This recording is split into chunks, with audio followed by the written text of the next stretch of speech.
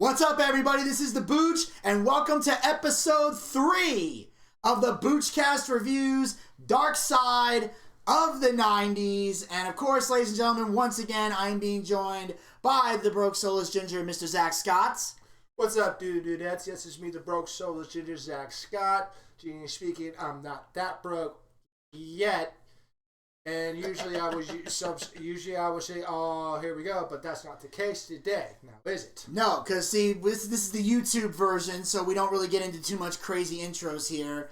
But as you can see, there's a lot of questions you got going on right now, like why is my hat on backwards? Why are we smoking Black and Milds? What the heck is wrong with us? And ladies and gentlemen, we're getting to something special this week, which is why I chose the attire that I chose, or why we chose the attire that we chose. And that's because this episode of Darkside of the 90s revolves around TV for teens. That's right, we're getting into TV for teens this week on Darkside of the 90s. This right here was quite possibly one of the most informative episodes I've seen in a while. Yeah, Shane here agreed with that as well. Yeah, I was like, and this episode it talks about basically the TV soap operas for teens, basically. Exactly. Yeah. And the form, like, and obviously there's just something we knew about, but like the formation and how they came about. And there's one story I actually while I was doing my notes and my research, I actually Facebook messaged an old friend of mine from middle school because she's the only other fan of Beverly Hills 90210 besides me, and we found something very interesting about the show. And when I told her that, she didn't know. It blew my fucking mind. But we're gonna get to that in a minute. Now we got a few guest speakers in here. One is Dr. Stefiana Magutu, who is a media studies scholar with an expertise in television and the intersections of youth culture. And we have Scott Wolf, who played Bailey Salinger on Party of Five, which is another show that gets discussed here. And of course, Jason Priestley's in this. Gabrielle Cartharis is here. There's a lot of cool people involved in this episode. And it starts off. For decades, TV's portrayal of a typical American family was like staring into a snow globe.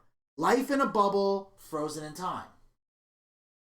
By the 80s, hit shows like Full House and Growing Pains depict teenagers as mostly deferential underlings to their wise and benevolent parents. And yeah, there's a lot of truth to that. True.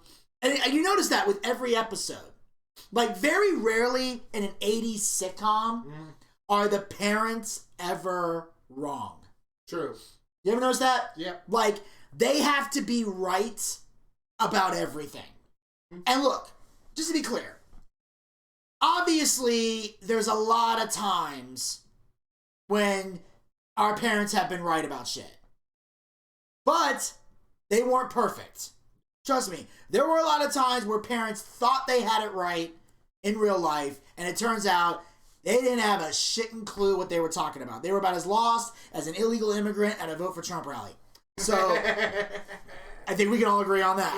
Yeah. So, that's exactly it. So that was, but at Full House and Growing Pains, it was always like, Danny Tanner was always smarter than DJ, and Alan Thicke was always smarter than Kirk Cameron. I'm only saying that because I didn't watch enough of Growing Pains to know the characters' fucking names. That's the weird thing. I never watched that show.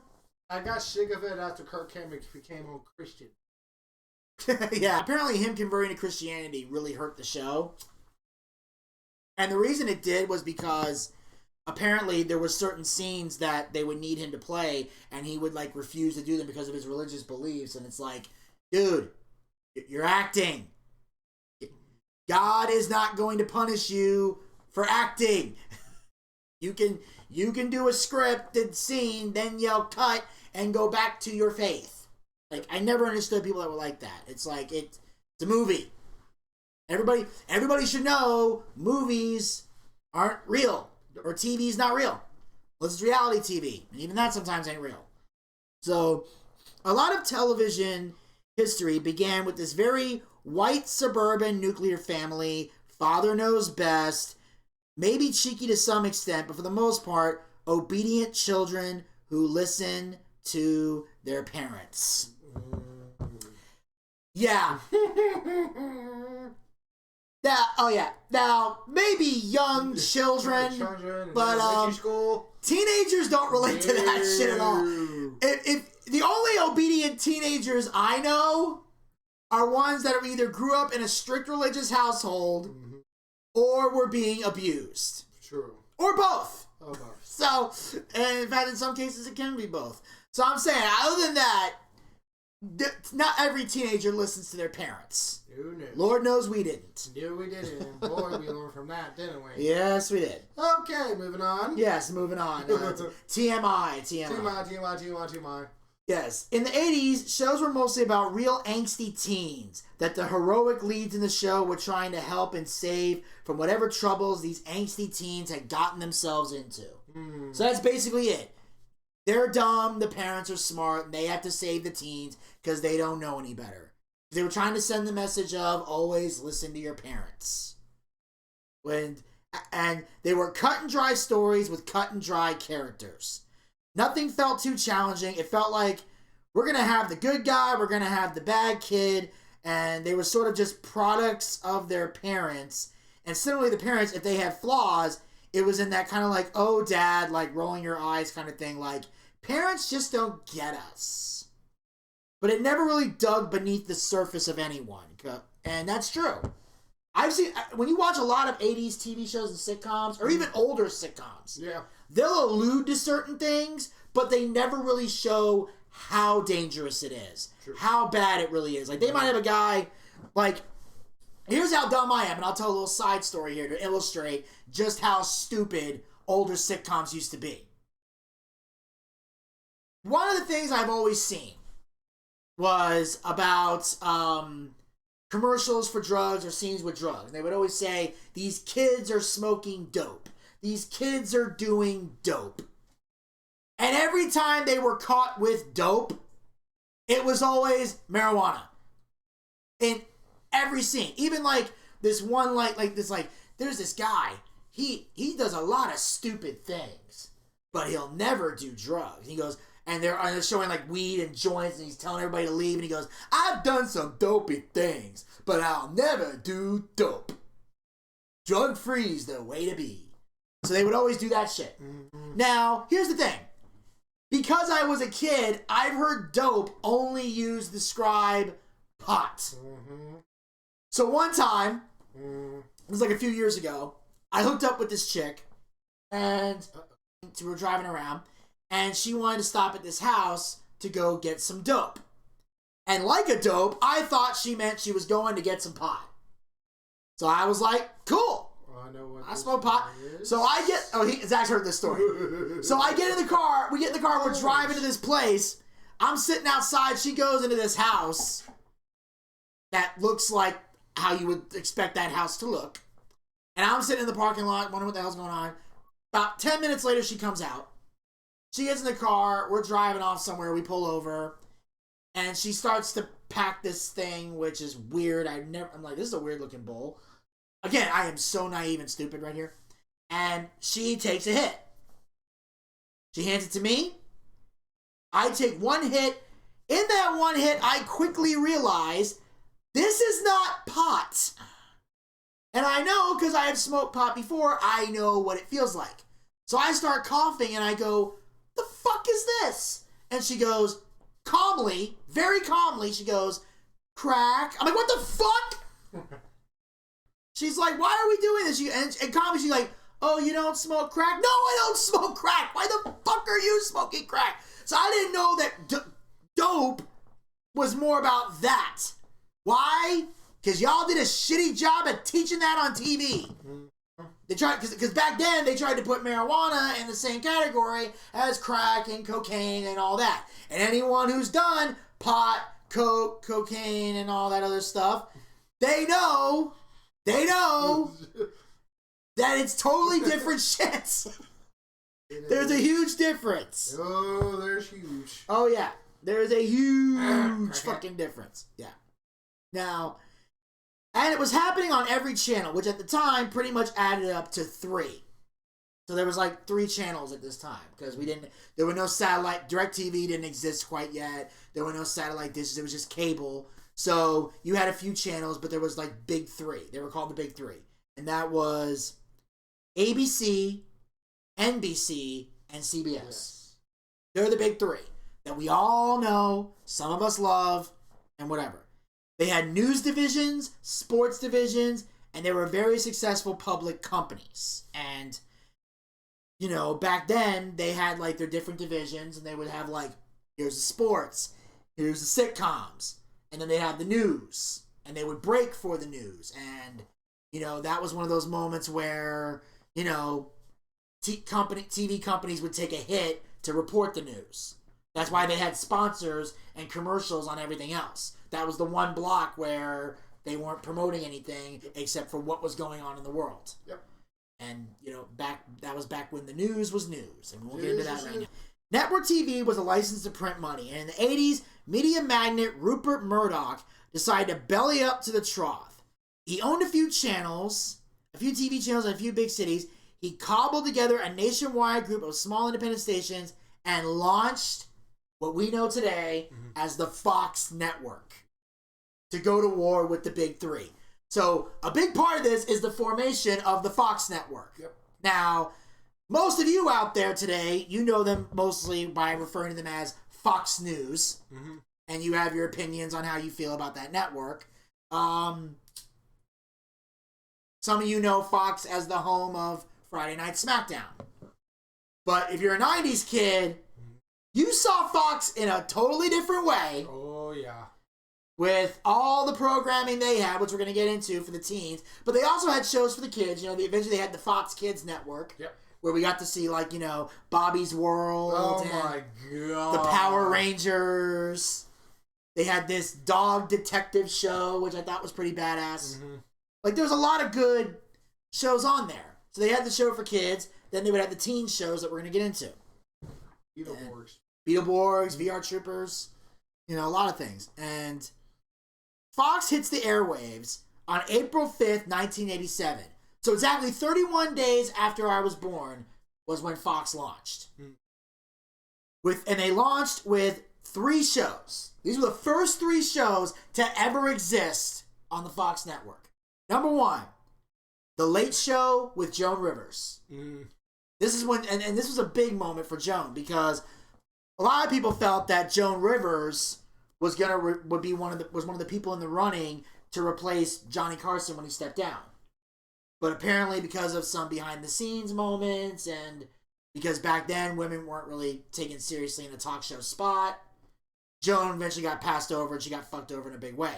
So she went to, so the Fox gave her own talk show. And Joan did a great job there. The second one, Married with Children. Oh my God. Marriage, love and marriage go together like a horse and carriage. This I tell ya, brother, you can't have one without the other. Love and marriage, splat. Oh yes, good old Psycho Dad, Psycho Dad, Psycho Dad. He's quick with a gun, but he loves his son. Killed his wife because she weighed a ton. Psycho Dad. That was great. So, and here's the thing about Married with Children, though, I'm going to say. And I'm going to get a lot of hate for what I'm about to say right now. Uh-oh. I don't think it's as good as everyone says it is. Okay. Here's the thing. Because I watch like compilations of the best of Married with Children. That's the best time to look at them. Because you don't realize those great moments with Al Bundy are spread out throughout the entire show.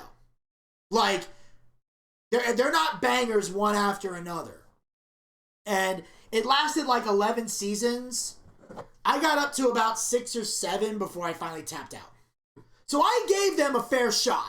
True. But after a while, I hated it because some of the gags got boring after a while, and it was like too real, and some of the shit was just too stupid.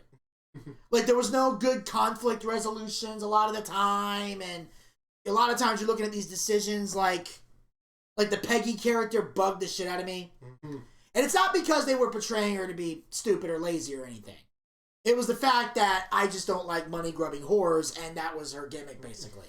So, and he was miserable at his job, and I'm like, this is too real for me. Like, this is, like, I look at Al Bundy, and I'm like, this would be my life. The only thing missing is the wife and the kids, but everything else is the same, except I don't sell shoes. I was a cashier. So, that was pretty much the only fundamental difference here. So, but for a moment, I thought Married with Children was okay. You know, just the fact that Al would just go off on everybody was fucking brilliant. Like one time, he's walking by this like really fat chick, and she goes, "Hey, you're in my Sun, trying to get an all over tan." And he's like, "Well, you're asking a lot of the Sun." he's like, Jesus. "Come, Penelope, let's go someplace where they treat us with respect. I try the moon, you're way less there." He's like, "I've had just about enough of you." "Well, you wouldn't say that if I came with fries and a medium drink."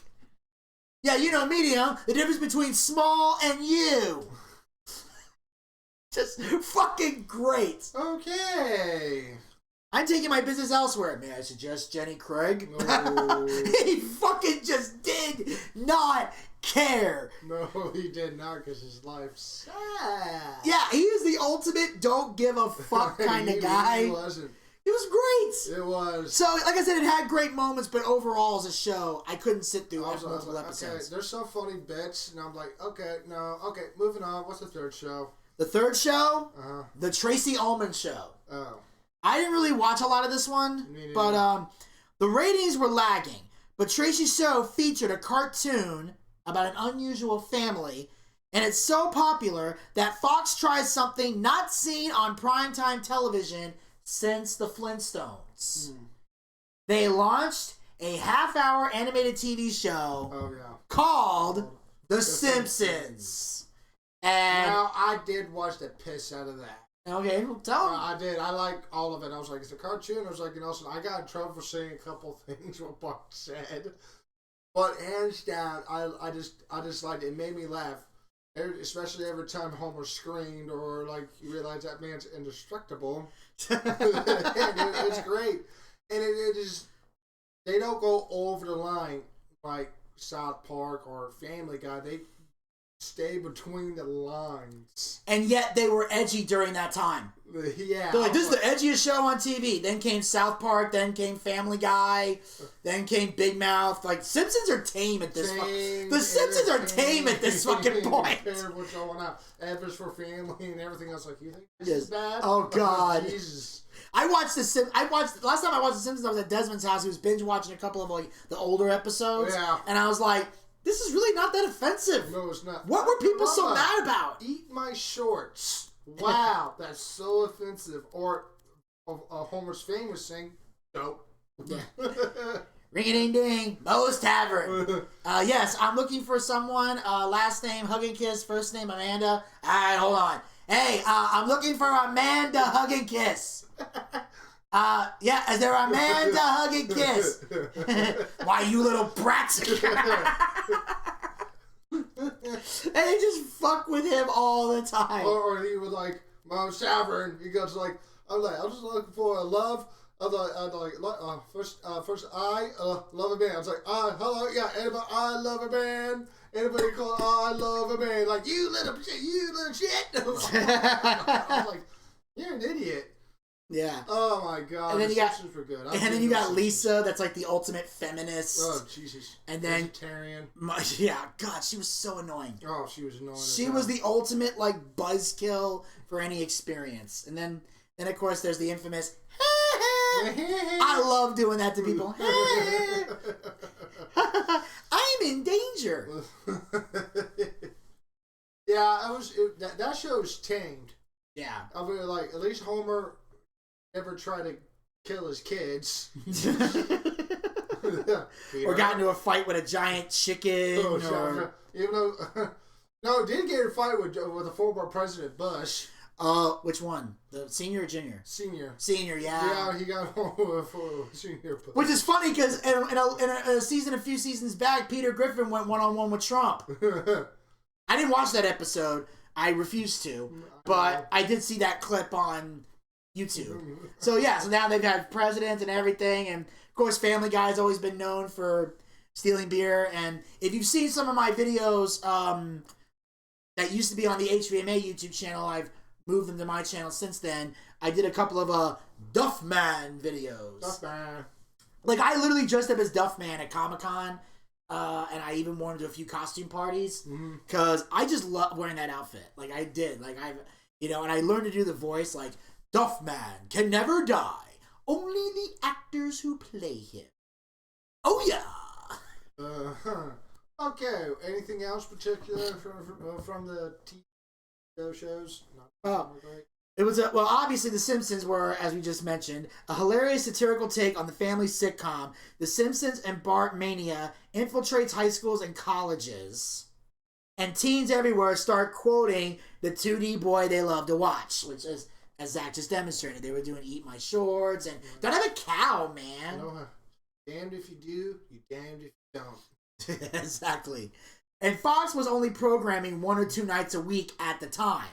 And they decided, okay, we're going to move our entire network to be the young programming. Because they realized no one was catering to them. And that is a key thing, and I've learned this while working in social media, is that the key thing to being successful in a business is to find a target audience and create content for them. The biggest mistake that people make in businesses is they try to sell to everybody. And here's the thing. You can't sell to everybody. Yep. The best thing you can do is pinpoint a target audience that likes what you're doing and cater to them. For example, obviously with the YouTube channel, we create content that we love to do here on the Boochcast. That's why we do a variety of things. We like to appeal to everybody from time to time, but most of the time we're doing stuff that we like. But we also know that there are people out there who like some of the stuff that we like. So, for example, primarily our show revolves around wrestling. So mostly wrestling fans, that's who we cater our show to. If you love professional wrestling, this is the show for you. But also, we also know that wrestling fans love other things besides wrestling. So we're still catering to the wrestling fan. Because the wrestling fan is also diverse. Very diverse. That's why we talk about other topics from time to time. That's why we bring in things like Darkside of the 90's. Yep. It's a way to take that stroll down memory lane. Let's face it. Wrestling fans take a stroll down memory lane all the time. Mm-hmm. And what's the main spot they love to go to? What? The 90's. Yep. The Attitude Era. Yep. So we knew this show would be perfect for them. Yep. But if it brings in other 90's fans as well, please join. You'll have fun. But I love that. They're like, okay, no one's reaching out to the young people, so we'll go to the young people. Yeah, that's true. So Fox takes a gamble and moves The Simpsons to Thursday nights. Yeah, I remember that. Pitting its groundbreaking comedy directly against the most successful family sitcom in TV history. And we're all going to laugh when we say the name of it because it didn't age very well. No. The Cosby Show. No, it did not. That was the biggest sitcom at the time. The Cosby Show. With the star of the show being Bill Cosby. Hey, Bill Cosby, you have nothing to say. It's okay, I'll do the talking for you, son. Zip, zip, do da. I put the jello pudding pop in the taco while the taco is snoozing. Da.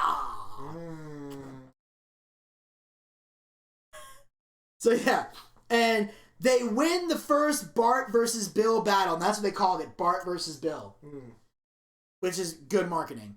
With an estimated 33.6 million viewers, making it the highest rated show that week. So The Simpsons, they were fucking on top of the world. Yeah, they were. In fact, they're one of the few, I think they're one of the few animated shows to win an Emmy, right? I think so. I know the Flintstones got one. I can't remember if Family Guy did. I think they did. I can't remember. But I know Simpsons got nominated a lot. Oh, yeah, they did. Remember that. And as the country enters a new decade, television enters a new era. Once we get into the 90's, we're in a post-1989, post-Cold War, and television is shifting in a lot of new ways.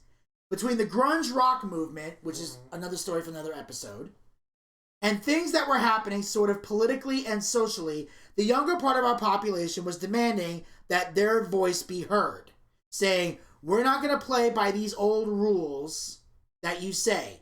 There's new rules now, and we're making them. Once those teenage audiences became viable and, frankly, had some money in their pockets to spend and became a target, the next sort of logical step was, how do they want to be told stories? Yeah. Because in the 90s, a lot of kids were like, look, this is not us. You're not talking about us. You're talking about an era that no longer exists for our generation. So we want our stories done our way. Now, some people are going to think I'm a little hypocritical for saying that, but here's the difference. When we wanted our stories told, we brought something that the generation after us didn't. Original stories being told. That's the difference. We didn't dig through the 80s, 70s archive and then say, let's rebrand this in our image. We created our own shit because we had fucking creativity. That's why our generation's respected and y'all aren't. Very true. Now, with a couple of solid comedic hits on their schedule, Fox decides to go where the big three hadn't. Dramas aimed at young people. In an effort to go young, Fox hires perhaps the least likely person to spearhead a campaign to attract teens to prime time. The one and only Aaron Spelling. Who was television gold as far as a producer went. Everything he helped produce became a success. The Love Boat. Charlie's Angels. Every decade, he was able to have a success. But Spelling made his career mostly telling tales of the rich and famous and first world problems. He was hired at 67. That's how old he was. Which is when most producers retire. But Spelling chose not to and wanted to keep going. And he looked towards his daughter, Tori Spelling. Now, before we go any further, I'm gonna take a little cut from the herd here moment to kind of talk about this. One of the things Tori Spelling got a lot of crap for in her career was that Aaron Spelling was the producer of Beverly Hills 90210 when she got casted in the role. And to an extent, there was some nepotism involved. I won't pretend there wasn't. No. But that being said, Zach, I want to put a question to you, and I want to put a question to the audience. Can you imagine any other actress that could have played Donna Martin better? No. I don't. I didn't watch the show. I heard she was great for what she did. I was like, well... I mean, in the beginning, she kind of needed to find her footing, but once she got into that, after a few seasons, when she really started to embrace this character, and Donna became less of a flaky person and got more serious as time goes on, once they brought more depth to her character, she owned it. Yeah, she did. There was definitely nepotism in hiring her, but she proved her worth with that character. Yeah. She proved that it was the right decision. Because I can't think of anybody else that could have played Donna Martin better than Tori Spelling. I can't. If you can think of one, comment below. By all means. Inspired by his daughter, Spelling's first show for Fox is originally titled The Class of Beverly Hills. He sends the pilot script to an up-and-coming producer named Charles Rosen, who we see a lot of in this show, who took the meeting because he wanted to meet Aaron. Aaron had not had a show on in over a year and only had one show that went to pilot, and it was this one. So he was in a bit of a snag in his career. Charles was the executive producer from 1990 to 1995, and the show was eventually renamed Beverly Hills 90210. Early in the first season, it looks like Fox's swing on a new kind of show for teens is a miss. Beverly Hills 90210 debuted on October 4th, 1990.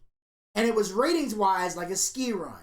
And the ratings got lower and lower, and they would have been replaced, except Fox had no replacement for it. So let them finish out the 12 episodes that they ordered. So basically, Beverly Hills 90210 was like in the right place at the right time. Like, if it had been on any other network, it'd have been gone. Because they could easily put another one in there. But Fox was like brand new. That's the one advantage to being on a brand new show or brand new network or whatever, when they have no other options, is it's harder to fire you. It's still doable, but it's not easy. So you can get away with a lot of shit when you're the only game in town. But then, on January 17th, 1991, Operation Desert Storm. Oh, yeah. Dramatically changed the television landscape. And according to George H.W. Bush Sr., America and the world drew a line in the sand. What the big three networks did is they said, all right, we're at war now. It's wartime. We're going to suspend all our commercial ratings at that point and just focus on what's going on in the Middle East. So, the Gulf War makes history by becoming the first war to be televised 24 hours a day live. So on the big three networks, all they showed was what we call today a live stream of Desert Storm. Yep, pretty much. So it's like when you go on YouTube and you watch a guy on Twitch playing video games for hours, or someone's live streaming episodes of a TV show or whatever. It would be like today if we could go on Facebook Live and see the Russia-Ukraine war happening. That's the equivalent to what this was. Now, Fox can't compete because they didn't have a news department. No. And that's what's hard for people to believe. Fox News didn't exist yet. There was a time when Fox did not have a news network. There was no news. There was no conservative news. There was none of these news anchors that you see on Fox. It didn't exist. So they decided to just run what they have on those shows. So they ran 90210. Mm-hmm. And after a couple of weeks, the war ends. Mm-hmm. It's a really fast war. And they resume service, and all of a sudden, Beverly Hills 90210 is not on the bottom 5 anymore. And the show gains 750,000 to 1 million viewers every episode. Because it gave them an escape from watching the war. As troops race towards Baghdad, 90210 marches up the ratings chart, becoming a home for teenagers who for the first time see people on network TV who look and sound like them. So, this was the thing I told my friend that blew her mind. If it wasn't for the Gulf War, 90210 wouldn't have lasted as long as it did. Probably not. Sounds like. Yeah, it was on the verge of getting canceled, but instead, it lasted 10 years. 10 seasons this show lasted before they finally called it quits. That's long for a TV sitcom. Yeah, we've seen some go longer. Yeah, way longer. Too long. Yeah. Now, according to Jason Priestley, who played Brandon Walsh on the show, it was the first show that sort of depicted a far more realistic version of American life. The show allowed for young people to watch other young people struggle with what they were struggling with, and allowed them to feel like they weren't alone. And in a lot of ways, that's the truth. Because when you watch the first episode of Beverly Hills 90210, they're in high school. Throughout the 10 years that Beverly Hills 90210 is on the air, you see them go from high school to college, all the way through the college years, and then the rest of the time, they're in the real world looking for jobs. True. You see them making a living in different professions. They'll have a job, they get a job, they lose a job for whatever reason. Or they quit a job because they find out it's shady. There's some shady shit going on. Why? Because it's Beverly Hills. What do you expect? And then you see the ups and downs and everything. One minute they're executives in a boardroom, and the next minute they're washing cars and working behind a fast food place. You know, they go through the ups and downs of life. And I'm going to tell you right now, I don't know any other TV show that's shown that. I can't. The only one that even came close to my knowledge was Boy Meets World. True. They went through high school, they went to college, but they pretty much left college, so we never really got to see them in the real world. True. Never really got to see that. But Beverly Hills 90210, it showed life. And the people who came and went throughout the series and everybody coming in, like, it really did show that. This is what the real world can look like. You know, when you're in high school, when you go to college, And then you leave college, guess what? You're now in the real world. No, real world. And some of them, and yeah, they're on their own, and they're figuring shit out, and it's nuts. The mandate was pretty clear at that point, and it was to find ways to entertain, to be romantic, and once in a while even try to be funny. But at the same time, really deal with character-based stories that deal with the social issues of our time. I just mentioned. It was one of the first shows that talked about the real-life issues and the confusion and the betrayals and the pain and the love, having sex, drugs, real things that were going on. Because throughout the series, you see them go through all that.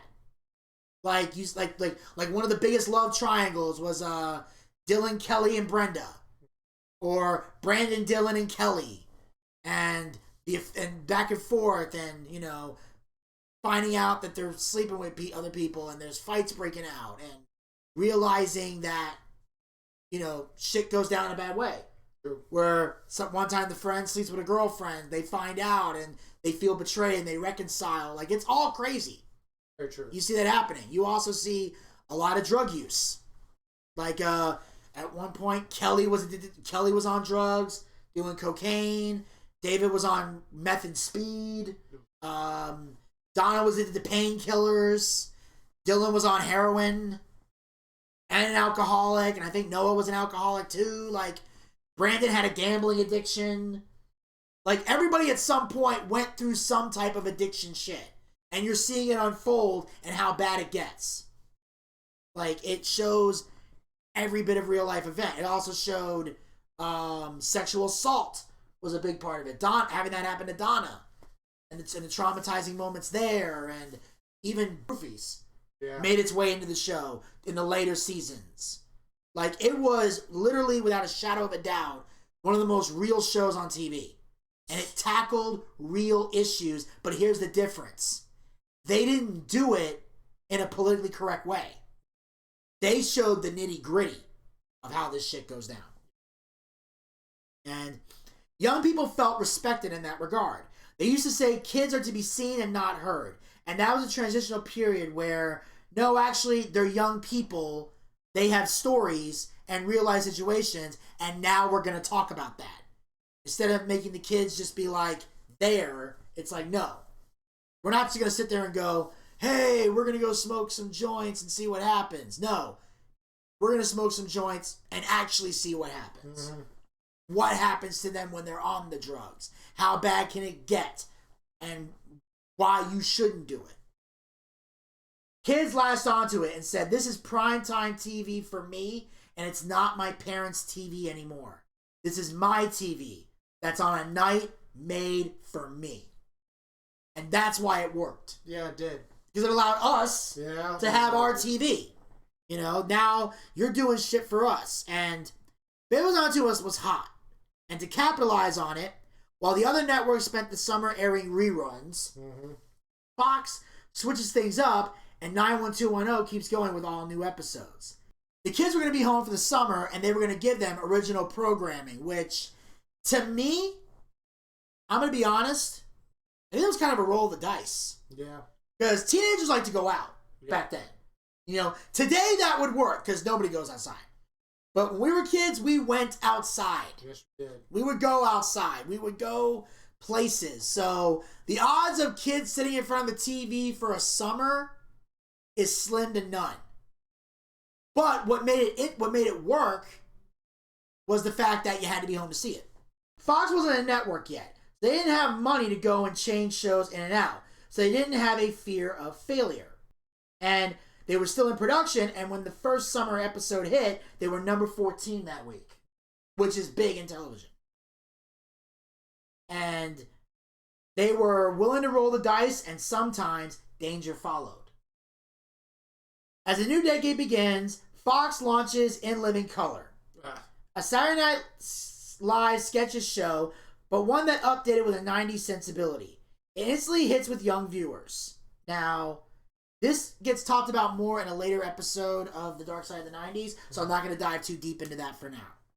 Fox is also innovating with brand new formats, including what will become known as reality TV.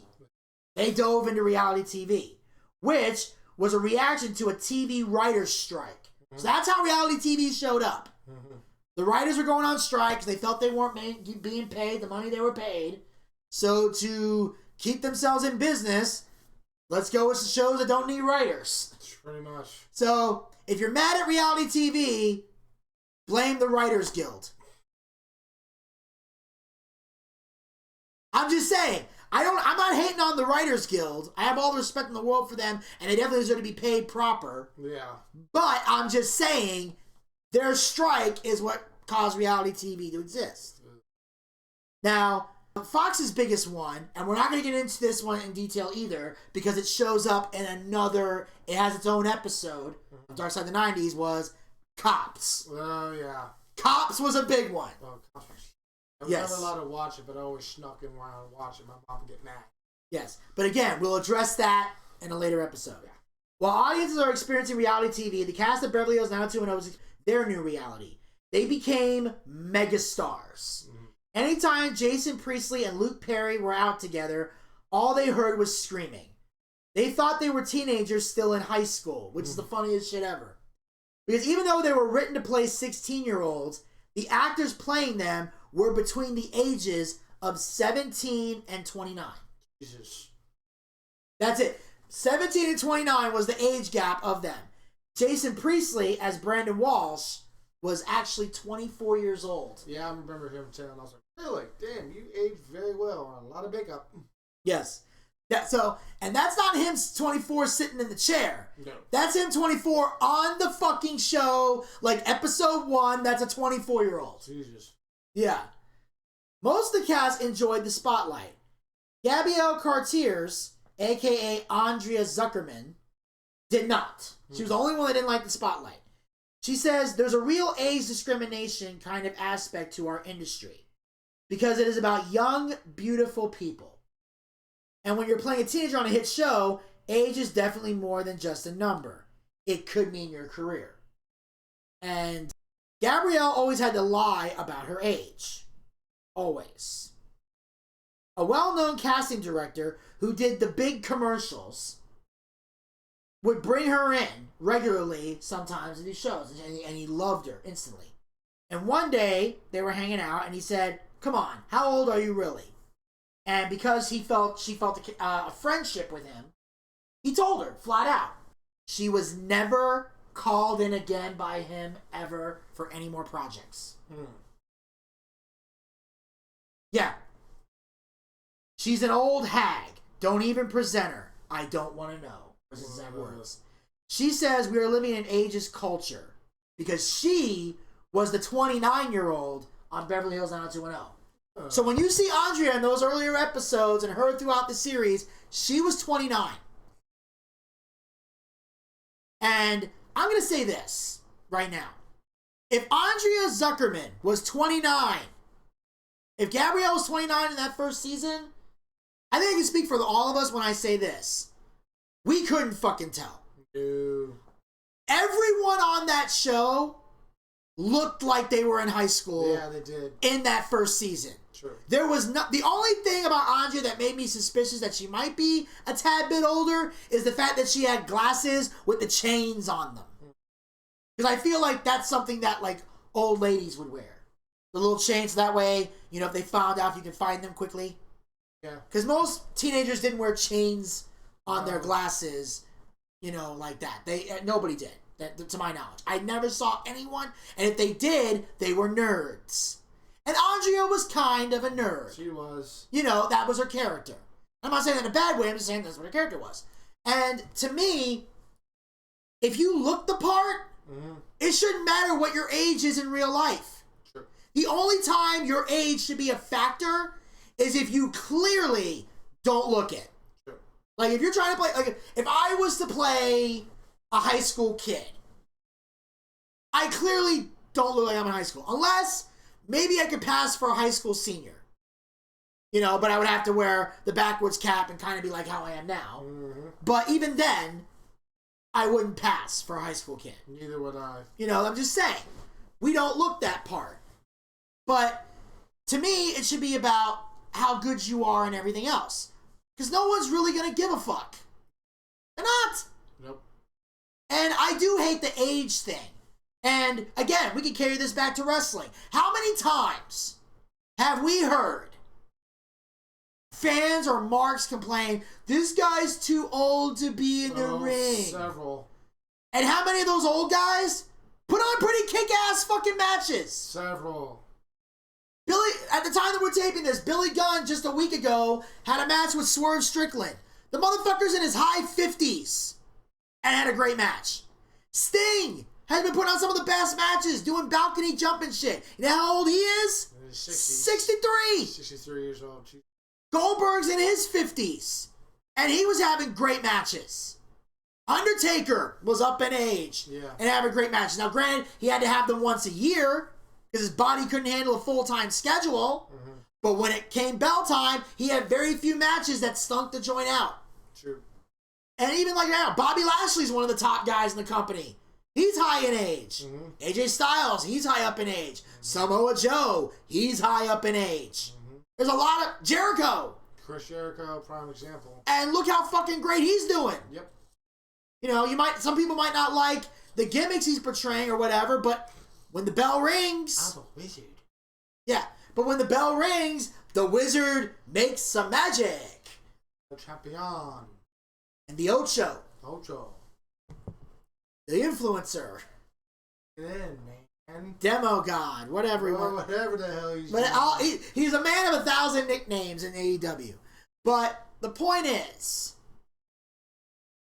for people to discriminate against somebody because of their age is fucking stupid. Very true. Unless there's one exception to the rule. Unless you make it blatantly obvious this is the age you're looking for, and the person in front of you clearly doesn't look it. And that's the thing about Hollywood I always joke about. What? Is that it's the only job in America that's allowed to discriminate that way. Because it says, we're looking for a black male between the ages of 18 and 24 that is physically fit. I don't care how good of an actor I am, I ain't getting that fucking part. No. Why?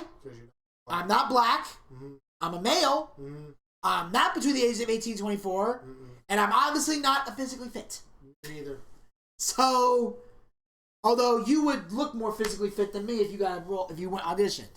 But even if you're not physically fit, you just have to look it. Because most of the time in commercials, they're not going to make you run very long. And even if they do, they'll yell cut, give you water, let you take a breath, action. Yeah, it's commercials. Commercials aren't that aggressive. Nope. Now, if you were starring as an athlete in a TV or a movie, it might work you a little bit. Now, in an interview with People Magazine, they asked her for her age. And she said, I don't play age, I play character. Like she's trying to dance around the question. A few days later, the writer called and said, I know your real age, and I'm going to post it. And she begged him not to because she will lose her job. She cries hysterically and calls her publicist, her lawyer, her agent, everybody to get them not to post this story because she doesn't want to lose this job because the show's doing well. She's obviously making good money from it. She don't want to lose this gig. But People Magazine felt it was important to go and put her age out. But luckily, they didn't take her off because the show was becoming a hit. But it did change the way they wrote for her, and it affected the way they dealt with her, and it became crippling to creative storytelling. Now, here's my stance on this. That one part right there is exactly why I have no respect for journalists. Seriously, if you're honestly gonna kill somebody's career because you want to print a juicy story, you're a piece of shit. I don't care what your job says, you're a piece of shit. Nobody really needs to know how old she is. The only people who need to know how old she is are people in real life who want to sleep with her. And that's only because they want to make sure they're not breaking the law. That's it. That's the only time I would need to know a girl's age. To make sure I'm not breaking any laws here. And here's the other thing. I'm going to play devil's advocate with this other part. Because obviously they did keep her on the show, but it changed the way they wrote for her. It could be a variety of different reasons why. Number one, they were upset that they were lied to. Because some people are petty like that. They're like, you could have told us the truth and I would have got in trouble. So I can see why some people might have been uncomfortable around her. It's like, okay, she's keeping this secret. What other secrets is she keeping? Because there is a trust factor there. And it could have been a massive PR hit that could have hurt people. So when you keep shit a secret like that, in some cases, people can feel lied to. It's kind of similar to what happened to Enzo Amore. Like when he was accused of that assault crime he didn't commit.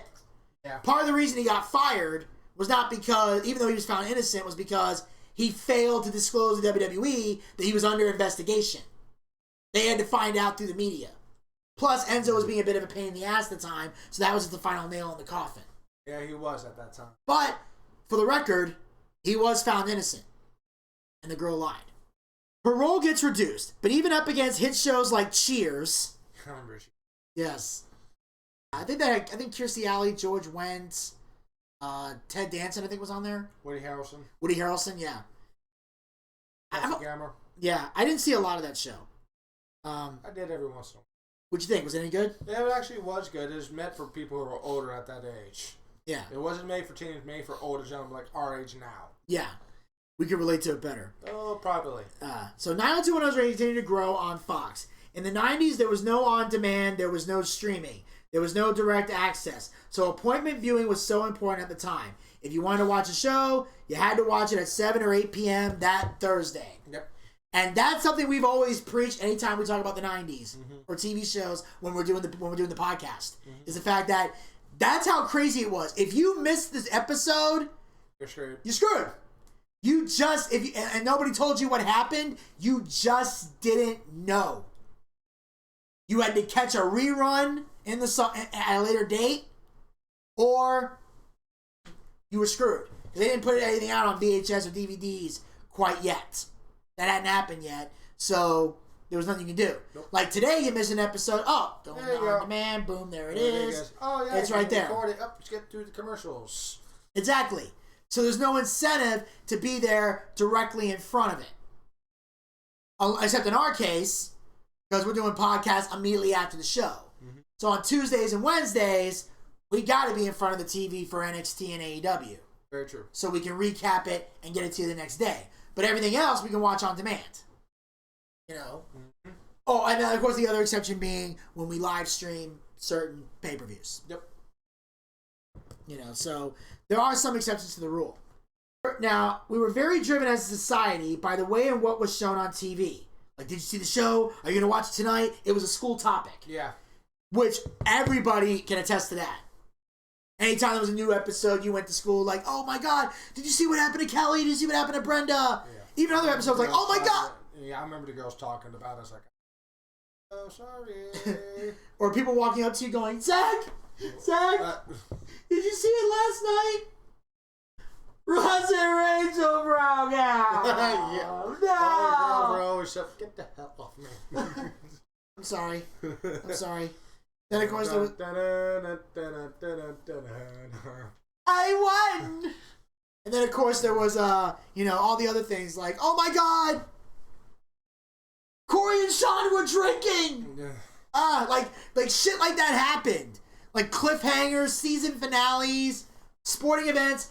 Everybody would come to school the next day, and you're all sitting around talking about what you just saw. Or try to do the haircut, and you look horribly bad. Oh my God, no.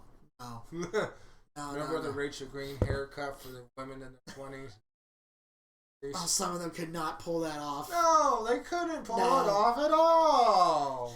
Or they want to be like the hot girls and go get a tan. Some of y'all ladies don't know how to tan. Some of y'all look sexy, some of y'all look like barbecue Doritos. But anyway, it was also a great co-viewing opportunity as it allowed teens who were struggling with something that was addressed on the show.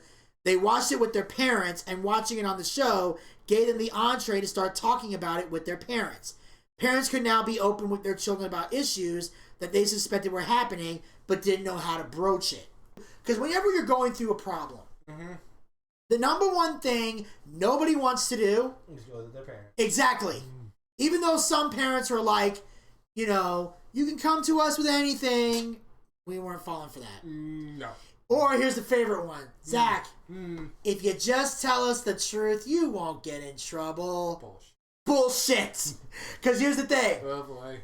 Every time we believed our parents, they were bluffing. Bluffing. I knew he was bluffing. And we fell for it every time. So there's a lot of times where you're like, I'm not going with my parents with this shit because I don't want to get my ass beat. You'll call anybody before you call your parents. Now, some parents do create the environment where they're okay going to them with stuff.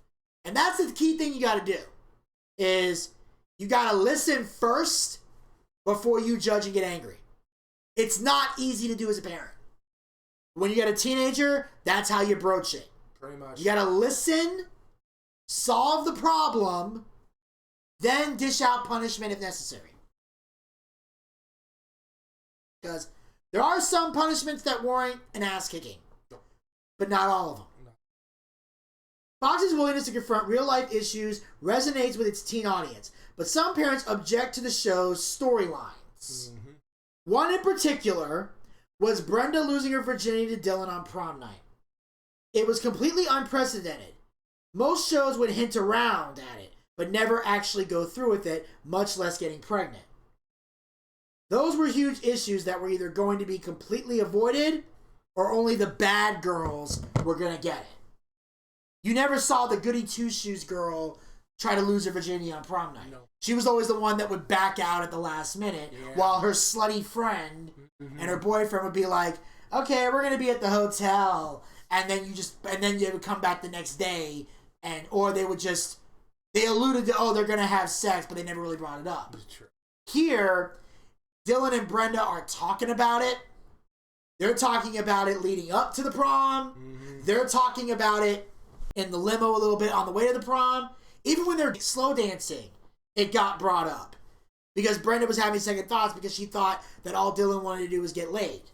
But Dylan said, look, all I wanted to do was get laid. I could have took anybody else to the prom.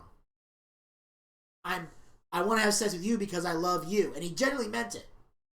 In the series, you knew that Dylan meant it every time he said he loved Brenda. You knew that. So, and they had it. They go into the room, they're laughing, they're joking, they start kissing. And eventually, now of course, because it's still network TV, we're not seeing anything graphic. But we do know Brenda did lose her virginity that night. Yep. And people got up in arms about it because people still weren't comfortable with sex in any way being shown on TV. And it's the popular topic that everybody loves to get into, that I think we're about to get into right now. Parents called up the network saying, how could you do this? There's going to be such backlash to this.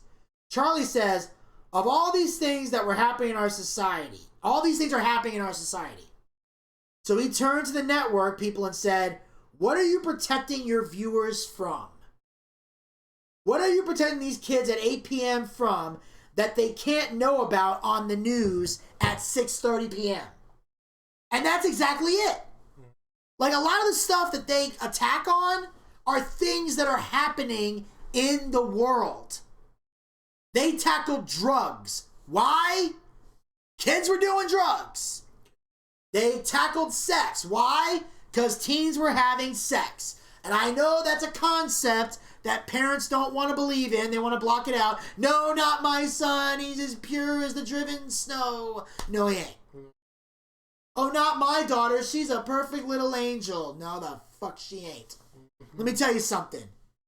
She talks like an angel, but rides like the devil. Oh boy, we're going to get letters. Stop me when I... No, you're not lying. Now, while parents are objecting to discussions about consensual sex depicted on the show, because let's make that clear. This is consensual sex happening. And they're mad about this. The evening news anchors are discussing rape charges against JFK's nephew, William Kennedy Smith. So on the news, you're hearing about rape charges. On a fictionalized TV show, you're seeing two people in love having sex. Isn't that the message you want to send to people? Yes. That's usually what parents do. You say, a man and a woman love each other very much, and that happens. I'd rather see that than a one-night stand on TV. True. Don't get me wrong, I'll watch either one, personally. But if I had to choose something for my kid to watch, if my kid's going to end up watching sex on TV, I'd rather he watch two people in love. So at least then he knows, hey, if you're going to have sex, have it be with someone you care about. Someone you're going to marry one day. Don't wait till you're married to have sex. I would never tell that to my kid. Because I think anybody who waits till they're married to have sex, I think you're pretty much a moron. Because you want to make sure the sex you're getting for the rest of your life is sex you're going to enjoy. Otherwise, you're fucked and not in the good way. On your own. Also, a story made all the most disturbing by his connection to America's royal family. The Kennedys. Then, only months later, the other big story, Anita Hill accuses her boss, Judge Clarence Thomas, of sexual harassment. While in the middle of his confirmation hearing for a coveted seat on the Supreme Court. Now she says, on several occasions, Thomas told me graphically of his own sexual prowess. On other occasions, he referred to the size of his own penis. Okay. Do we really need to waste our time with this shit? Okay, look. Look. William Kennedy Smith, fucking, yeah. JFK's nephew, if he did that crime, jail him. Castrate him. He is the devil. He's a horrible fucking human being. This guy bragging about getting laid and referring to the size of his penis. Here's my question, Anita. Did he actually show you the penis? Did he make you touch it? Did he make you suck it? Did he make you bend over so he could fuck you with it? Because if none of those things happened, you're wasting people's time with this shit. Now again, I don't know the whole story, didn't really research the goddamn thing. I'm just throwing this out there because you put it in the video. I'm just saying, if this crime was worse than what they depicted, then the Darkside of the 90's people should include that. Yes. I need to know that there was worse shit happening here, because what I saw in that clip was a waste of fucking time. Okay, it's not workplace appropriate, but it shouldn't affect him getting a seat on the Supreme Court. It should be like, hey, don't do that shit again, or we're gonna kick you out. Make him sign a little thing. I will not brag about getting pussy. I will not talk about the fact that I got a big black dick. That's all you do. Sign a little sheet. I mean, there's a big difference between the rapist and the guy bragging about his dick.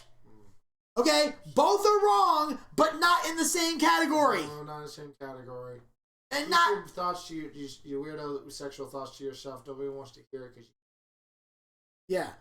So the sexualization in the news was going to somehow be influencing other forms of media.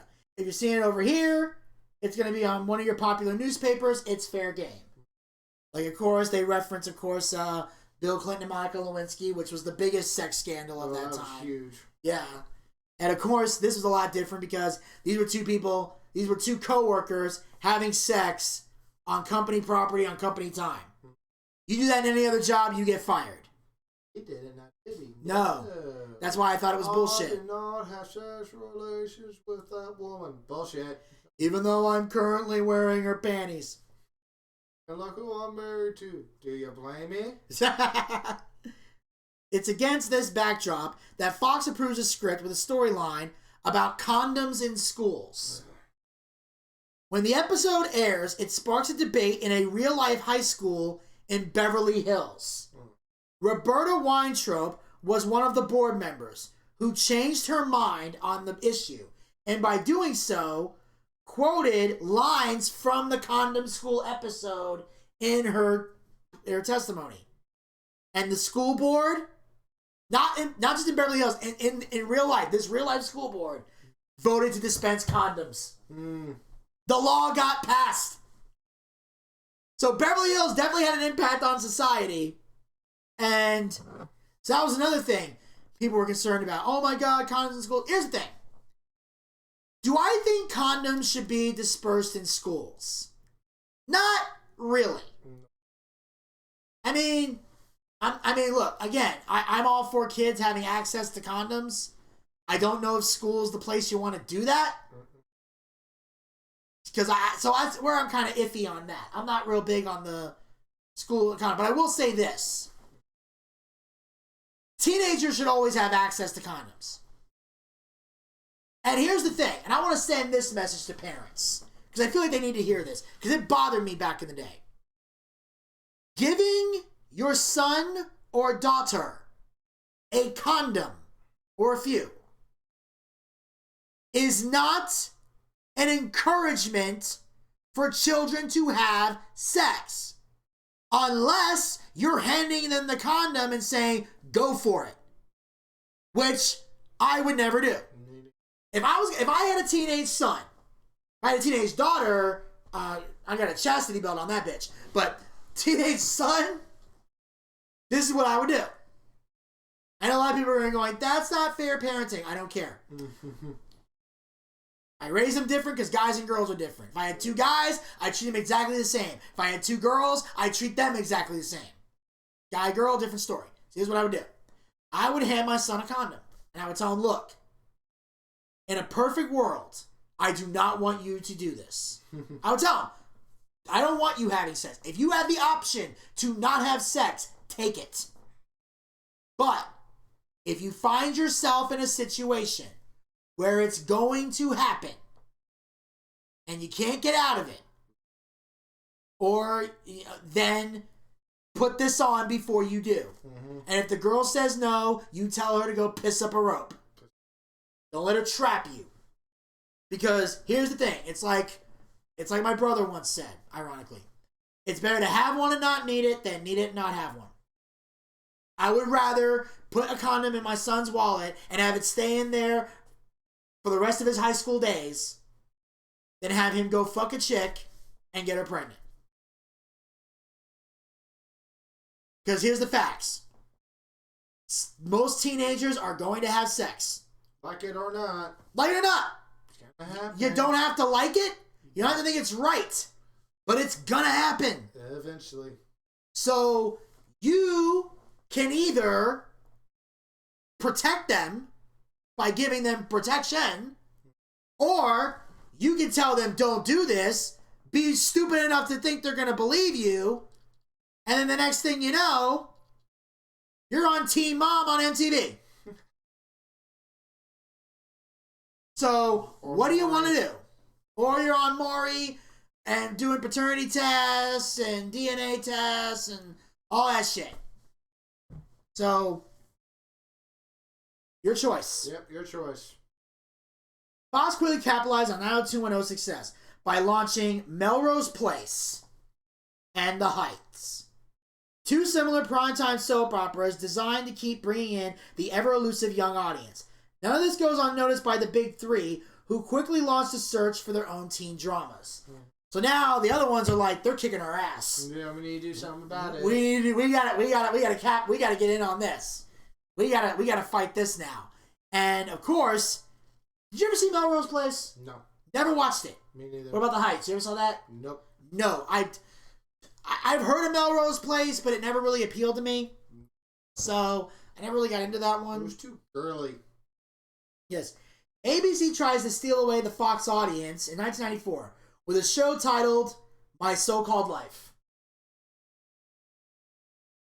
I only know one scene from this. I'll get to that in a minute.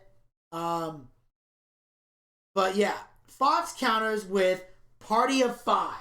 Party of Five. A series the network originally envisioned as a feel-good drama about the resilience of children. It was meant to be a more upbeat show, but then they changed it to parents being killed by a drunk driver, and child services would split them up, so they tried to seem in control. So originally it was supposed to be like, Mom and Dad out of the house for the day, and what mischief are we gonna get into? But then they realize, oh shit, we're making money with this drama crap, so let's kill the parents. Kill the parents off. And make this a show. And I had no idea that's what Party of Five was about when I was a kid, because I didn't follow that show. Now that I've seen clips of it in this Darkside of the 90s, I'm gonna be honest, at some point down the road, I'm putting Party of Five on my list to binge watch.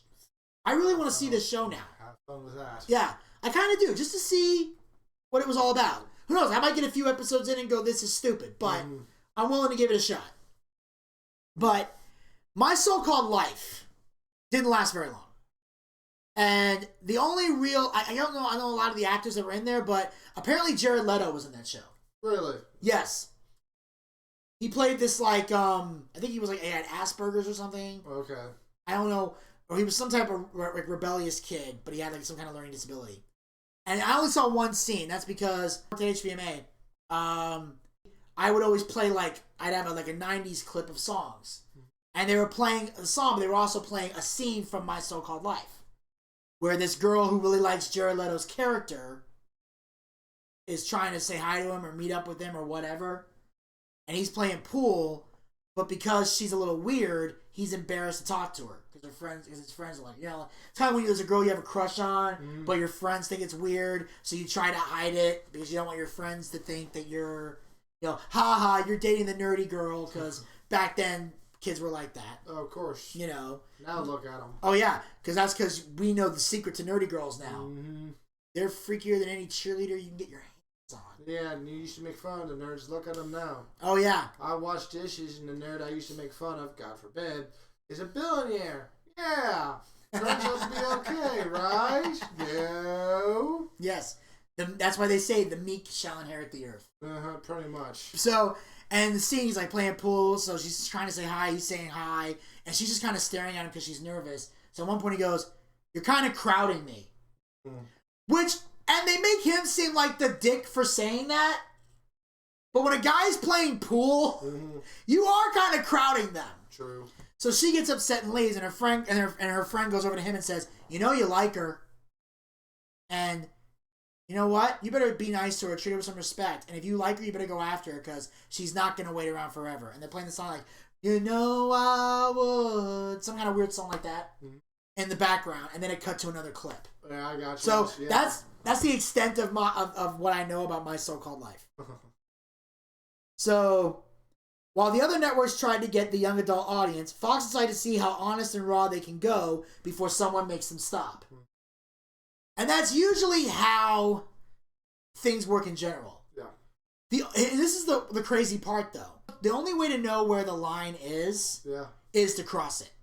That's the sad part. There's a lot of times where you'd be like, "Oh crap, I shouldn't have said that, I shouldn't have done that, that wasn't funny." But you wouldn't have known until you did it. That's the gamble sometimes. So they wanted to see how far they can go. Tears were not inappropriate. In the beginning, it didn't seem like the show would last, Party of Five. It seemed like this show's this isn't going to go anywhere. And during the first season of The Heights, the theme song hits #1 on the Billboard charts. But while teens love the song, it seems to be all they love, and Fox soon drops the show. Yeah, I got you. This ain't working. Over at ABC, despite rave reviews, My So-Called Life is canceled, leaving a season 1 cliffhanger forever unresolved. And that, I'm going to say this right now. That's the worst thing you can do with any TV show. That's been my biggest pet peeve with TV. Is when you get emotionally invested in a show and you're watching it and you're into it and you love it and you tune into it, you're obsessed with it, and then they just cancel it with no resolution. Yeah. I hate that. True. This is the compromise I would make. Let's say I wrote a TV show, and it was doing okay, and ratings were going up and down and all that. If they told me my show was going to get canceled and I had a cliffhanger, I would compromise with the network. Look, give me one more season, or let me make a TV movie of the show and let me resolve the cliffhanger. You don't have to give me a full season. Just give me a decent amount of episodes to wrap up my story and then cut me off. I think that's a fair compromise. Yeah, it is. Let me end my show. Don't end it like this. Because even though there's not a lot of people that are watching it, there's a fan base that is. And if we piss them off, they might walk away. True. So, let me wrap this up. And then you can cancel it. And I can think of 2 shows. We mentioned them earlier in this broadcast. I did that. Big Bad Beetleborgs. Mm-hmm. Left unresolved. VR Troopers. Mm-hmm. I was pissed that was left unresolved. At least with Power Rangers, they resolve their conflicts. Yes, they do. So, at least wrap the show up. True. Give a definitive ending, and then kill it. You know? So, Party of 5 is now wondering if they'll survive to the end of Season 1. It was considered TV Guide's best shows you're not watching. Mm. Which Scott Wolf said is kind of like a backhanded compliment. Mm-hmm. Scott Wolf was ready for the role, but was the show ready for this kind of audience? The Scott Wolf killed it. In this day and age, the show would have gotten canceled right away. But again, Fox back then gambled, so they were able to keep going.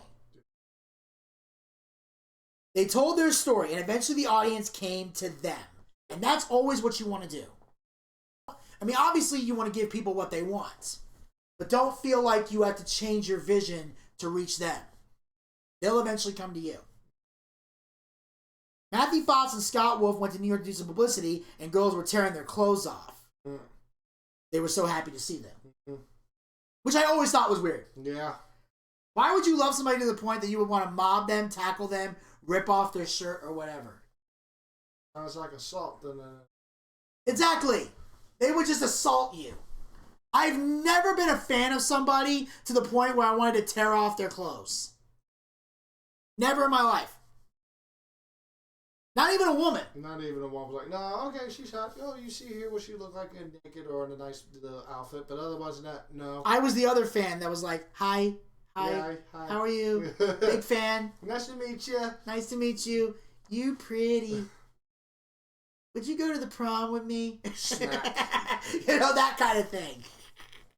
I'm not gonna lie, back then I was that kind of fan. I would have been the nervous wreck. Now you look at it, I was like, yeah, I'm not in your ballpark. Well, dude, I've met so many celebrities, I'm just like, meh, how you doing? Okay, good to know. They might turn me down, but I'm not gonna be nervous. I'm just like, okay. hey, how you doing? Yes or no? Yes or Okay, no? Alright. Alright, no problem. Come on, baby. Take a chance. Be different. Say yes. No. Oh. You're all the same. In season 2, they were nominated for a Golden Globe Award. They were up against Chicago Hope, Mm-hmm. Murder One, NYPD Blue, Yeah. and ER. I remember ER. Oh, God. I remember ER. All the ladies like George Clooney. The doctor. They always love George Clooney. No, I don't. Yes, we know. Party of 5 ended up winning the award, which shocked everybody. Because they thought everybody else was going to win.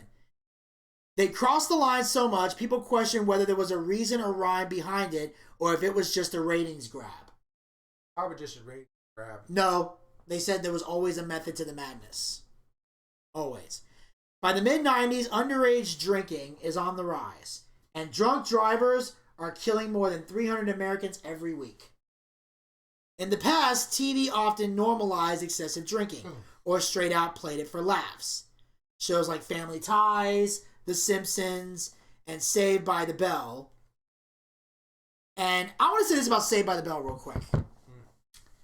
I have a complaint with them about this episode.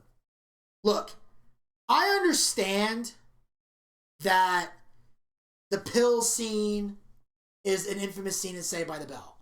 With Jesse, with the caffeine pills and everything. But at the end of the day, first of all, fucking caffeine pills.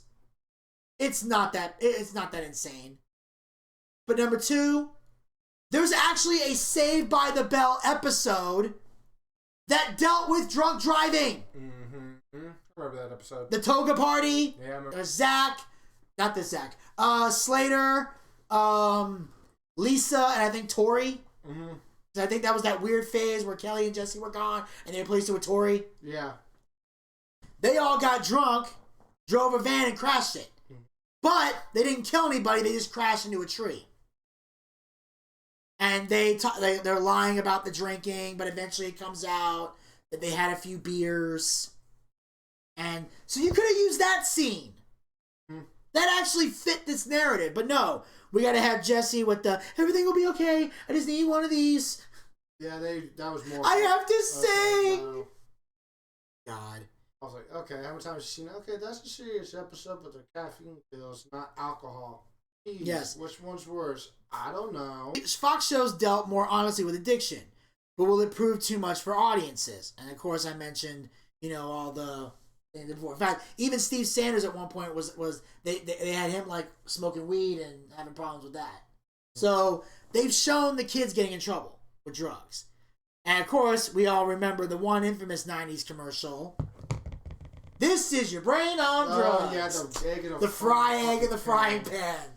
Oh my God! Or my favorite one was? What? The drugged up bugs. You remember those? Mm-hmm. Okay, it's a cart. It was on Fox Kids. They would do this commercial. It's like it was a rap. It was like just hanging on the court playing b-ball when these drugged up bugs came out behind the walls. They said, "You're no good. We're the best in this neighborhood." So then, when the game got underway, the drugged up bugs were too high to play. They couldn't even hold the ball. Couldn't pass. Couldn't shoot. Couldn't score at all. Couldn't find the paint. In school, they thought they was cool, but now they ain't. That's the buzzer. Time to quit. Home Bees 100. Drug bud zip. Nowadays, it's so plain to see. Drug free is the way to be. Oh God, I remember the program. Boy, that did not work out. The dare. Oh my God. Every time I see a T-shirt, I see it just once in a while. I start laughing. I was like, yeah, that's a joke. Oh, do drugs. Okay. Yes. There's no hope with dope. Yeah, the heavy-handed just say no approach of the 80s no longer holds weight with their intended audience. Of course. Didn't last long. Oh, traditionally, family shows that would feature predominantly teen characters like Growing Pains, they would have a public service announcement at the end. And that would be like very special episodes with them talking about the dangers of drugs and everything else. Don't do drugs. Call this number. If you or someone you know... Yeah, I was like, okay, where's mom and dad? Not a phone number. They had all the moves, but it wasn't really moving the audience. Sure. Fox, on the other hand, did it to entertain people as well as inform them and make them think. Like it made you see, don't drink. Here's why. Don't do drugs. Here's why. Don't gamble. Here's why. And it was some fucked up shit. Brandon with a gambling addiction owes money to the fucking mob. Where Nat has to bail him out. The alcoholism storyline on Party of Five is to this day one of the things that stands out the most in the 90s. They told the story without you knowing there was a story. Yeah. And this is the brilliant writing they did here. Because usually when you see an episode of a show where a guy has a drinking problem, it's suddenly out of nowhere. Yep. Like every episode, they've been cool, they've been regular. Then one day, all of a sudden, they drink one beer. And then, a few scenes later, he's got another beer. Next thing you know, he's surrounded by beer. Next thing you know, he shoves his friend against the wall. He gets a concussion. And then he's standing there going, I don't want to drink anymore.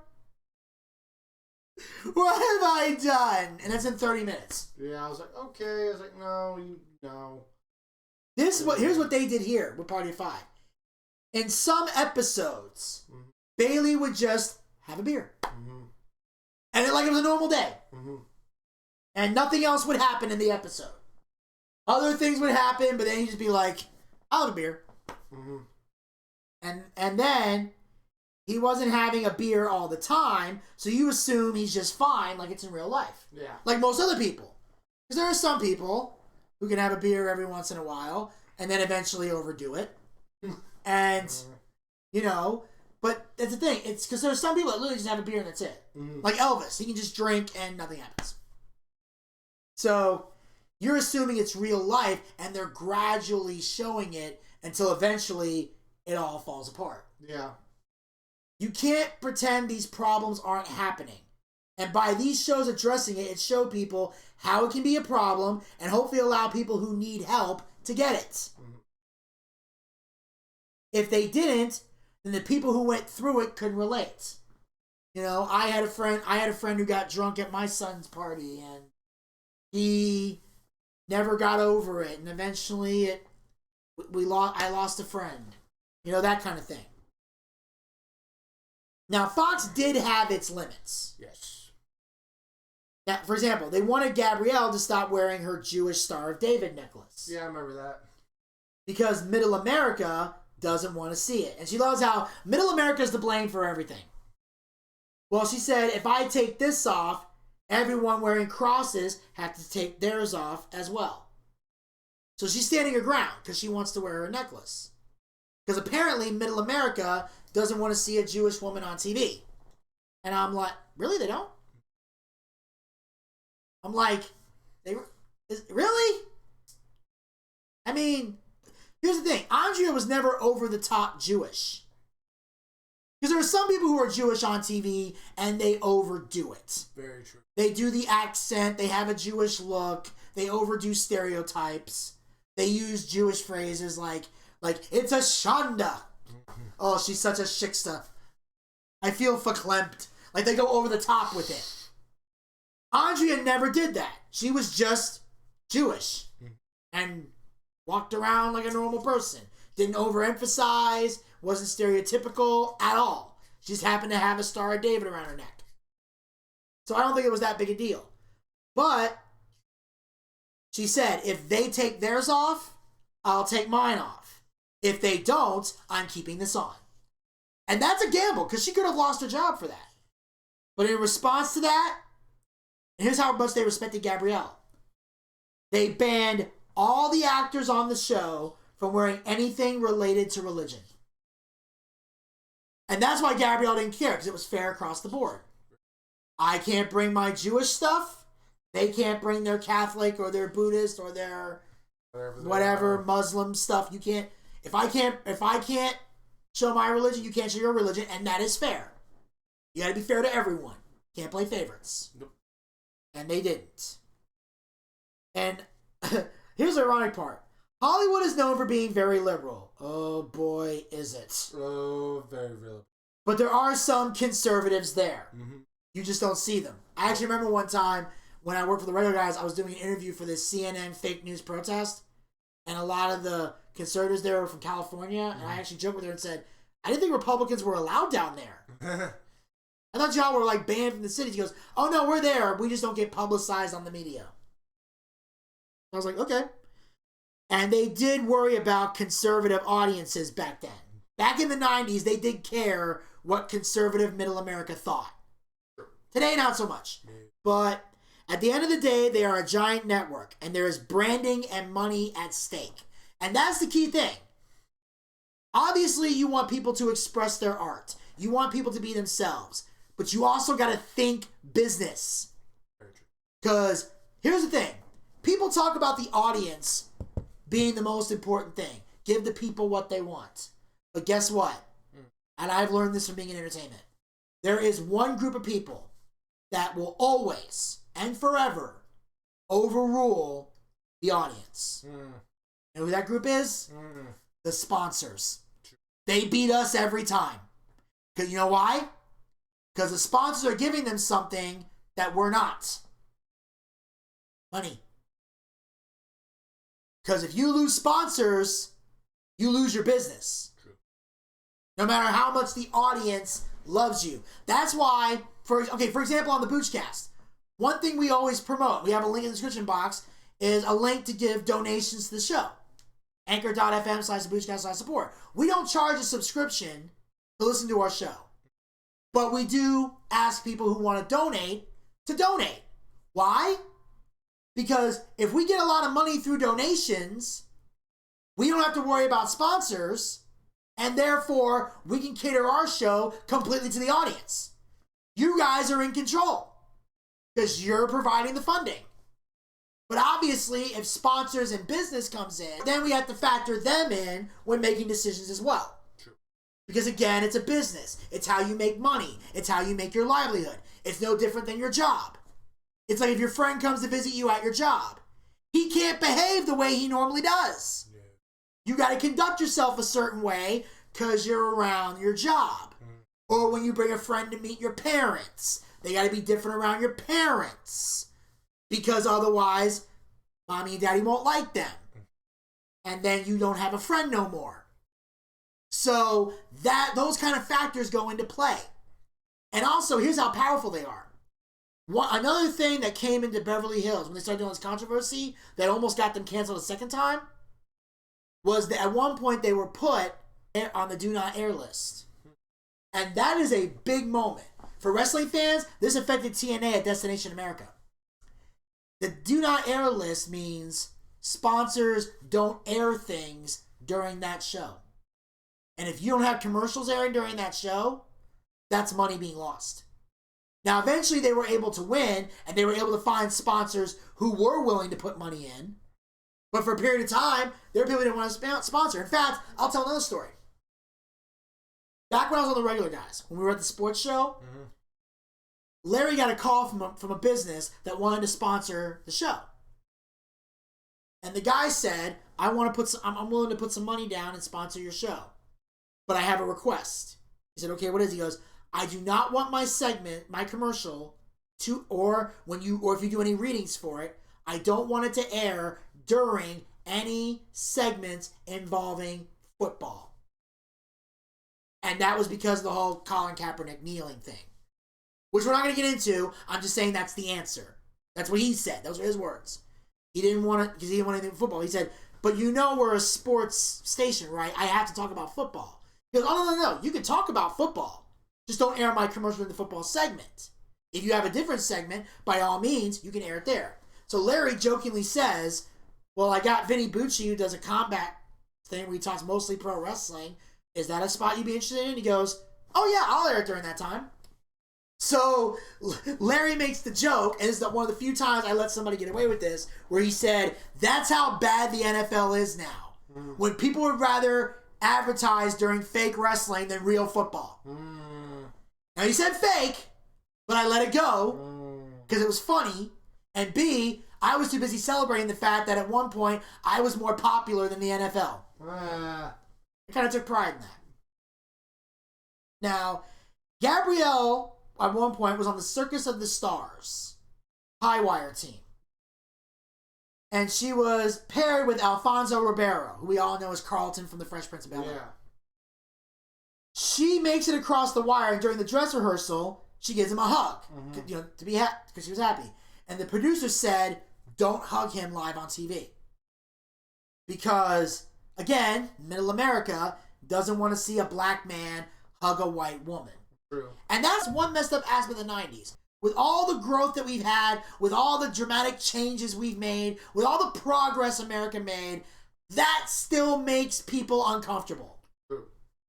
I don't know why, but it does. Like, even in the 90s, interracial dating was still kind of a taboo subject. In fact, only one couple, there's only one couple in the 90s that actually got away with it? Who? Sean and Angela on Boy Meets World. Well, that's true. They were the only ones. True. No one, and that's one thing that the actress who played Angela said she took great pride in, was the fact that no one cared that, and there were no stories at any point mentioning, oh, this is a white guy dating a black girl. They never addressed it. They never brought it up. It was just there, and people enjoyed it. They got together for normal reasons, and they broke up for normal reasons. Race was never a factor in why they broke up. They broke up because her dad was being transferred overseas, and she went with her dad. That's why they broke up. And then there was another time where they broke up, obviously, over some other dumb shit. But yeah. So Gabrielle was pissed when she heard this. So she goes to Alfonso and lets him know in advance. And I like the fact that she told him in advance. That was smart. Is she said, when I get across the wire, I'm going to kiss you. Are you okay with that? He said, go ahead. So they agreed, and they kissed on live TV. Now it was like a quick kiss. It wasn't like a makeout session. But it still ruffled some feathers a little bit, which Gabrielle at that point was perfectly okay with doing. Because, of course, again, that was always something that was weird. The interracial dating thing is still an ongoing issue. Even today, some people still have a problem with it. And here's the thing, though. In Middle America, here's the thing people don't tell you about interracial dating. It's both sides that don't like it. It's not just the white people that find it uncomfortable. Black people find it uncomfortable, too. Yeah, that's true. They don't like it on both sides. Now, every now and then, you find that white couple or that black couple that doesn't give a shit. But for the most part, I'm just saying, it ain't just white people shaming this group. True. There's the black people shame it too. Ooh, they don't like it. Nope, they don't. Like, the two people who hate it the most, white men, black women, they're the most vocal. I've learned that. Now, even on the show, Andrea dated a black man, but they wouldn't let them touch each other. As edgy as the show was, there were still some restraints they had to follow. True. Aaron Spelling said, "You make a TV show for its audience." The statements they made was what made the show last. Others make shows to win awards and get a good review in the New York Times. Aaron's way's better. Fox wins the initial award for teenage viewers in its infancy, as a network forever changing how young people are represented on TV. If you have a history of baby boomer teen TV and a history of millennial teen TV, not including the Gen X teen TV, is like not having a bridge between the two. Because I've said it before and I'll say it again. The 90s was the last bastion of rebelling against political correctness. True. We were the transition year from not being offended over anything to eventually being offended over every fucking thing. Every fucking... Yeah. We were that last gap. Yeah. We had some offensive shows. We did. Some we just mentioned. Stimpy, South Park. How the hell we go from that? They're like, oh my god. It's like, are you kidding? Oh yeah. It's like, look at me. I'm a sword swallower. It was about an age of transition and an age of defiance of baby boomers, which is still going on. Yeah, we're still rebelling against them. Some of them still will not relinquish the control. In the second half of the decade, with the birth of new networks like UPN and WB stealing away millions of viewers from Fox, it's what's happening on cable that truly displaces Fox's role as TV's most innovative home. Channels like HBO and FX are getting a reputation for constantly putting out critically acclaimed series, including The Larry Sanders Show, The Sopranos, and Sex and the City. And, of course, Nip Tuck from FX. That one was kick-ass. I love that show. You say Nip Tuck, I say... Yeah. I was definitely into Nip Tuck. I thought that was a great show. Now, Fox is still able to come up with your youth-focused hits like That 70s Show. By far my favorite of all fucking time. Yes. That's the one show that I could relate to. All the other ones, I was like, these people are like, no.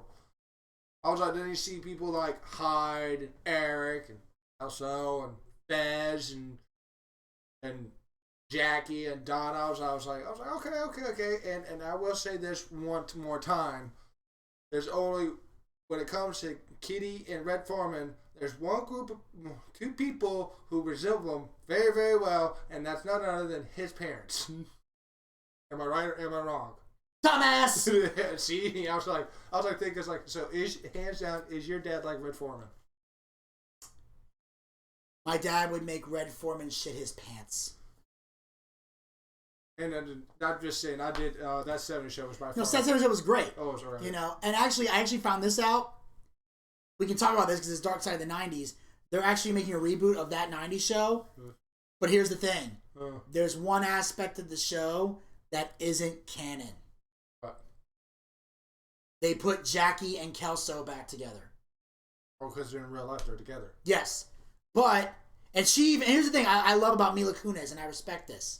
She brought this up. When the show ended, she was with Fez. Because Kelso had a daughter. I don't know if he was trying to work stuff out with the baby mama or not, But at the end, Jackie went with Fez because Fez was the one who treated her the best. And she even said, like, I get why they did it, but I think that's stupid. So she's acknowledging that, yeah, that aspect of the show is not canon. You're putting Jackie with Kelso. Although, I've said it before and I'll say it again. Jackie, the character, obviously, Mila Kunis is a sweetheart. But Jackie was a piece of shit human being. She really was. She was she was the most stuck up bitch in the entire world. She was, but... I don't know how, I don't, in a way, I understand why Kelso cheated on her. Because she's such a horrible person. She's full of herself. Everything revolves around her. And you rarely feel sorry for her when bad things happen. And there, of course, there's also the OC. Yep. And later in 2009, they break the mold again with Glee. Glee. I got into the OC. Yes. I never saw the OC. I did. The competition in our so-called golden age of television was drastically changed what it means to have a hit. And many viewers still long for those 90s shows and a time when we were all watching TV together. Yep. Every show now is having reboots because the people who develop television today don't have that much of an imagination. So they take titles that they knew and do that rather than try to break new ground. Which, by the way, little side note here, this is why people get mad at a lot of the reboots that are happening. Because you take shit and you change the story around to politically correct it because you're too fucking lazy to write your own shit. That's why people got upset with Aladdin. That's why people hated The Lion King. That's why very few people want to watch The Little Mermaid. It's why the Ghostbuster thing flopped. When you had an all-female Ghostbuster group, it fucking flopped.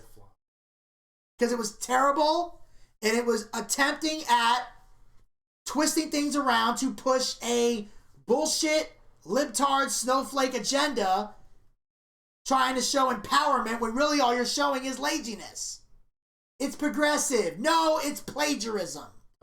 That's why I don't respect it. Because I work in the creative world, and I pride myself on sitting down and creating a story. If you want representation, create an original story and put representation in that. What he said. You want more black people on TV? Make an original black show. You want more gays and trans? Make a gay and trans show that revolves around the LGBT. Sit down, write it, create it, and put it out there. As long as it's original, people will like it. Don't believe me? Look at The Princess and the Frog. Look at Moana. Look at Encanto. You know why those shows did well? Because even though they had Black, Samoan, and Latino representation, they were original Black, Samoan, and Latino shows. Original script. With original music. That killed it. Yep. It can be done. You lazy fucks just choose not to. The stories they told weren't bound to a period of time. They were human. The music was different. The hair was different. The clothes were different. The stories could work today. Yeah. The shows had heart and cared. Yeah. They wanted us to care, and the stories were real. Yep. That's why they did well. Very well. And that's literally why the teen shows did what they did. Yep. They brought in an innovative form of TV, and I kind of like, that's what I like most about this story, is it shows Fox in a positive light. Because today when you hear about Fox again, all you hear about is Fox News and being a conservative news station. When really, there was more to them. This is a network that started from nothing. And not only competed with the big three, but beat them. With innovative programming that everyone can respect. And it changed the face of TV forever. Yep. It made you comfortable with seeing real life shit being portrayed the way it would actually fucking happen. Yep. And that, ladies and gentlemen, will wrap up this episode of Boochcast reviews Darkside the 90s. Thank you guys for tuning in. Make sure you tune in next week because we got the most fucked up episode on here thus far. I don't know how I'm going to process this shit. Maybe. But get ready. Beanie Babies Go Bust is next week. So make sure you guys follow us on all of our social media platforms. Links down in the description box below. Follow us on all our podcast platforms. Link will be down in the description box below. Support the Boochcast. Go to anchor.fm/Boochcast/support. That way you can be in control and not the sponsors. The link is down in the description box below. And of course, hit the subscribe button and ring that bell to be notified so you never miss another episode of Boochcast Reviews Darkside the 90s, as well as other additional Boochcast YouTube content. We'll see you next time. Until then, pizza, baby!